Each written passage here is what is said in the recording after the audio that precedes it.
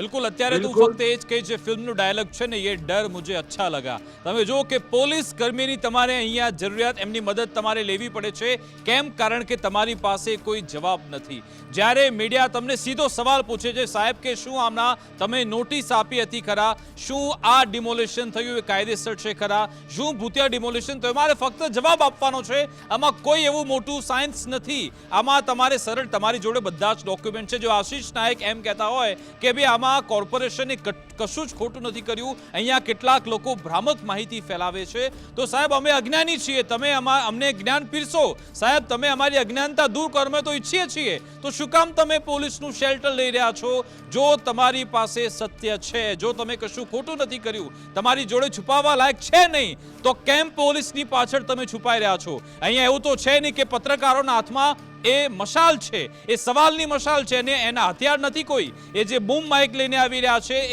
એ એના માધ્યમથી સવાલ પૂછે છે તો કેમ તમે પોલીસ તમારી પર કોઈ મારામારી કરવાનું નથી કે ના તમારી જોડે કોઈ હાથાપાઈ કરશે તમને ફક્ત સાહેબ સૌમ્ય ભાષામાં અમારા પત્રકારો સવાલ પૂછશે અને ફરી એકવાર અમે આહવાન પણ કરીએ છીએ સાહેબ કે તમે આવો સામે તમે સમક્ષ આવો કારણ કે તમારી પોતાની ક્રેડિબિલિટી પર સવાલ થઈ રહ્યો છે તમારી ઇમેજ ખરડાઈ રહી છે કે શું એસએમસીનું આવું ધુપ્પલ તંત્ર ચાલી રહ્યું છે કે 14 દિવસ થઈ જાય છતાં પણ અંધારામાં ફીફા ખાંડ્યા કરે